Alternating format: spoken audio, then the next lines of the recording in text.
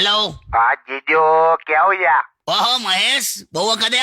અરે જીજુ શું કહું યાર, મેં ભરાયો છું. તો તું ક્યારે એકદમ આમ ફ્રી હોય છે? ભરાયેલો જ હોય છે ને? એવું નહીં, આમાં શું થયું, આમ એક ગુડ ન્યૂઝ પણ છે અને પછી એમાં ભરાઈ ગયો. શું છે પણ?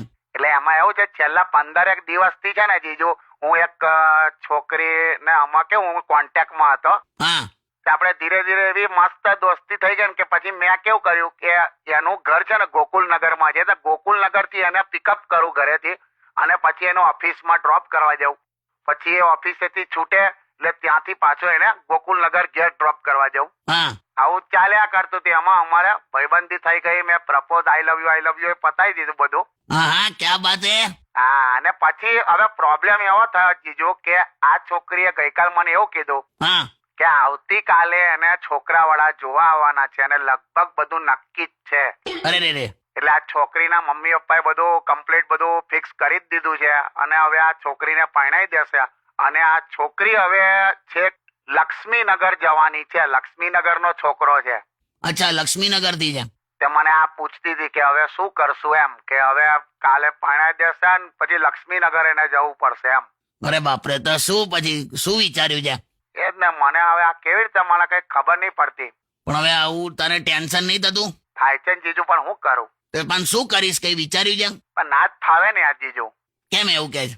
હવે એ ઓફિસ થી છૂટે ને પછી મારે એને છેક લક્ષ્મીનગર મૂકવા જવી પડે તો મને કેટલું લાંબુ પડે. આખો પેલો રિંગ રોડ પકડવો પડે, 3 થી 3 કિલોમીટર આગળથી યુટર્ન ને પછી શક્તિ દાબેલી વાળો છે એ ફ્લાયઓવર વાપરી અને છેક મૂકવા જવાની. અલા એ હા જીજુ.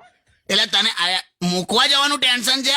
અબે સાલે ડફોડ. શું થયો? અલા મને એમ કે તું લગનના ટેન્શનમાં હશે કે છોકરો પેલી પરણી જશે, તું શું કરીશ એમ.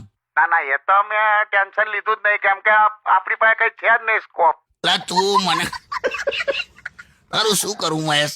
કામ જીજુ, શું થયું? મને ખરેખર એવું લાગ્યું કે તું એના ટેન્શનમાં, આ તું આટલું લાંબુ તને પડશે એવું એનું ટેન્શન હતું. હા જીજુ.